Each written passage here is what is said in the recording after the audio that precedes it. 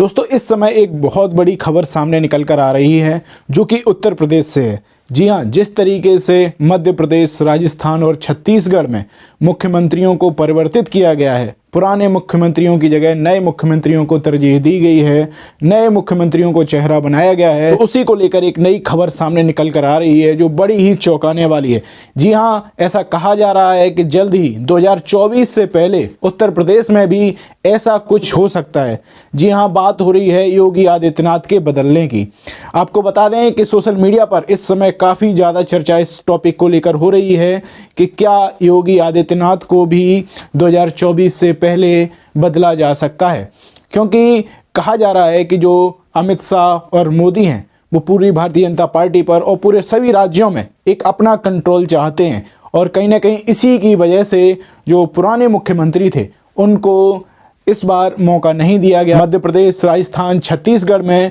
नए मुख्यमंत्रियों का चुनाव किया गया है। कहा जा रहा है कि पूरे संगठन तथा राज्यों में नरेंद्र मोदी और अमित शाह अपना कंट्रोल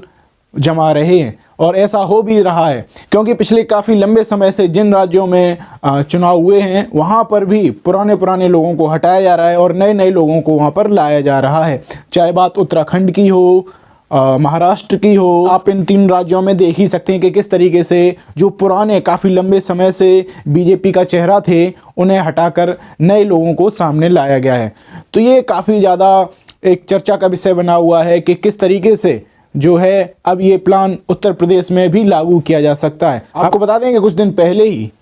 अमित शाह और नरेंद्र मोदी ने केशव प्रसाद मौर्य से मुलाकात की थी और इसके बाद कयास लगाए जाने लगे थे कि अगला नंबर यूपी का है। आपको बता दें कि जिस तरीके से उत्तर प्रदेश में योगी आदित्यनाथ ने दोबारा चुनाव जीतकर एक बड़ी जीत हासिल की थी, उससे पहले भी काफ़ी ज़्यादा चर्चा हो रही थी कि योगी आदित्यनाथ को बदला जा सकता है और केशव प्रसाद मौर्य को कहीं ना कहीं मुख्यमंत्री बनाया जा सकता है। आपको बता दें कि एक बहुत बड़ी पॉलिटिक्स जो है बीजेपी के अंदर की सामने निकल कर आ रही है और ये कहा जा रहा है कि नरेंद्र मोदी के बाद अगला नंबर भारतीय जनता पार्टी में किसका है, तो वो है अमित शाह का। जी हाँ, तो इसी को लेकर एक बहुत बड़ी तनातनी बन रही है और ऐसा कहा जा रहा है कि योगी आदित्यनाथ ने कहीं ना कहीं अपने कार्यों के द्वारा, अपने मुख्यमंत्री कार्यकाल में जो काम किए उसके द्वारा एक ऐसी छवि बना ली थी जो अमित शाह की छवि को टक्कर दे रही थी। कहीं ना कहीं पूरी लड़ाई इसी बात की है कि अमित शाह और जो योगी आदित्यनाथ हैं, तो योगी आदित्यनाथ कहीं ना कहीं अमित शाह से आगे ना निकल जाएं। तो कहा जा रहा है कि इन दोनों के बीच बहुत ज़्यादा टकराव है। ये सारी बातें आप सोशल मीडिया पर देख सकते हैं, कोई मेरी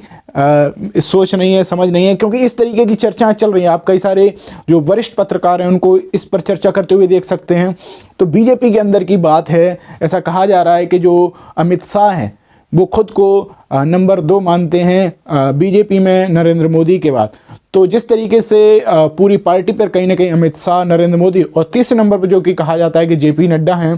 तो वो कंट्रोल कर रहे हैं पार्टी पर, तो उसी तरीके से काम पार्टी करेगी। तो कहीं ना कहीं ये जो सारी चीज़ें हो रही हैं भविष्य को देखते हुए भी कुछ लोग ऐसा कह रहे हैं कि हो रही हैं, क्योंकि आगे वाले समय में जब नरेंद्र मोदी प्रधानमंत्री जब नहीं रहेंगे, आने वाले दिनों में जब प्रधानमंत्री नरेंद्र मोदी नहीं रहेंगे तो फिर उनके बाद किसका नंबर आएगा। तो अमित शाह कहीं ना कहीं खुद को उस जगह देखते हैं कि नंबर 2 पर भारतीय जनता पार्टी में मैं हूं, उसके बाद फिर कोई और। तो कहीं ना कहीं जो योगी आदित्यनाथ की छवि है वो काफ़ी ज़्यादा टकरा रही थी। और आप देखिए कि कुछ दिन पहले ही केशव प्रसाद मौर्य से एक मुलाकात होती है, बंद कमरों में दोनों के बीच मुलाकात होती है। अमित शाह जी से भी केशव प्रसाद मौर्य मिलते हैं और नरेंद्र मोदी जी से भी केशव प्रसाद मौर्य मिलते हैं। जिस तरीके से तीनों राज्यों में नए मुख्यमंत्रियों का ऐलान हुआ है, उसके बाद ये चर्चा काफ़ी ज़्यादा हो रही है कि आने वाले समय में उत्तर प्रदेश में भी बदलाव हो सकता है और योगी की जगह शायद केशव प्रसाद मौर्य को या फिर किसी और को भी मौका दिया जा सकता है। और आपको बता दें कि जब कुछ दिन पहले केंद्र की तरफ से एक व्यक्ति जो है यूपी में भेजा गया था, तो उसे भी कहीं ना कहीं साइड लाइन कर दिया गया था, जिनका नाम शायद अनिल शर्मा था। तो ऐसा कहा जा रहा है कि जो गुजरात लॉबी है, यानी गुजरात लॉबी यानी नरेंद्र मोदी और अमित शाह, तो वो कहीं ना कहीं पूरा कंट्रोल चाहते हैं कि हर चीज़ उनके अनुसार हो। कहीं ना कहीं योगी आदित्यनाथ ने अपने कामों के द्वारा एक ऐसी छवि बनाई है कि लोग उन्हें भी काफ़ी ज़्यादा पसंद कर रहे हैं और भविष्य का प्रधानमंत्री उन्हें बता रहे हैं। कई लोग तो ये भी कहते हैं कि भारतीय जनता पार्टी में अब नरेंद्र मोदी के बाद योगी का नंबर आता है। तो कहीं ना कहीं जो अमित शाह हैं वो इस बात से इनसिक्योर हैं। तो इस तरीके की चर्चाएं चलती रहती हैं। दोस्तों, आपको क्या लगता है आने वाले समय में क्या जो राजनीति है इस तरीके की हमें देखने को मिल सकती है? क्या जो है योगी आदित्यनाथ को साइड में किया जा सकता है और कोई नया चेहरा या फिर केशव प्रसाद मौर्य को मुख्यमंत्री बनाया जा सकता है? आपको क्या लगता है हमें कमेंट बॉक्स में जरूर बताएं। आपको बता दें कि जिस तरीके से मध्य प्रदेश के जो बहुत बड़े चेहरे थे यानी शिवराज सिंह चौहान, और राजस्थान में जो कि बीजेपी का बहुत बड़ा चेहरा थी वसुंधरा राजे, और छत्तीसगढ़ में जो कि रमन सिंह काफ़ी ज़्यादा पॉपुलर थे भारतीय जनता पार्टी के चेहरों के रूप में, तो उनमें से किसी को मौका नहीं दिया गया, नए चेहरों को लाया गया। और ये जो मुख्यमंत्री थे काफ़ी ज़्यादा पुराने थे,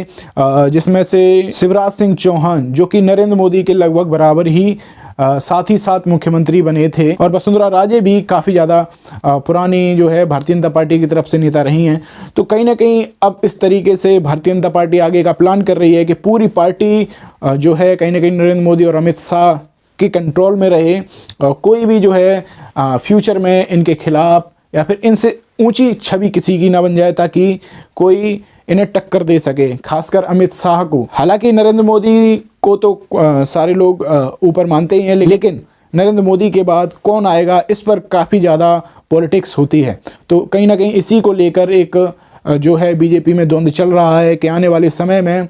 जो है कौन अपने आप को दावेदार मानता है। जैसा कि आप जानते हैं कि बीजेपी में हाल ही में एक चीज़ आपने देखी होगी कि किस तरीके से नितिन गडकरी को भी संसदीय कमेटी से साइडलाइन कर दिया गया था, क्योंकि वो जो है नरेंद्र मोदी के कई कामों की समीक्षा करते थे और कुछ ऐसी बातें बोलते थे जो शायद बीजेपी को या फिर पार्टी को, सरकार को लेकर भी कई बार समीक्षा करते थे, कटाक्ष करते थे। तो इसको लेकर कहीं ना कहीं उन्हें साइडलाइन कर दिया गया और बीजेपी की संसदीय जो समिति होती है उससे बाहर कर दिया गया था। तो ये भी काफ़ी ज़्यादा चर्चा का विषय बना था। तो इस तरीके की कहीं ना कहीं यूपी को लेकर भी एक पॉलिटिक्स हो रही है। कहा जा रहा है कि यूपी में भी एक बड़ा बदलाव हो सकता है। आप लोगों को क्या लग रहा है, क्या जो बीजेपी की आंतरिक पॉलिटिक्स है क्या ये योगी पर भी हावी होगी? क्योंकि अभी तक ऐसा देखा गया कि जितने भी नए मुख्यमंत्री बनाए गए तो भारतीय जनता पार्टी ने कई राज्यों में अपने नए मुख्यमंत्री बनाए हैं, जो कि पुराने मुख्यमंत्रियों को, पुराने जो नेता थे उन्हें हटाकर नए लोगों को मौका दिया है, ताकि उन पर भरोसा और कंट्रोल बना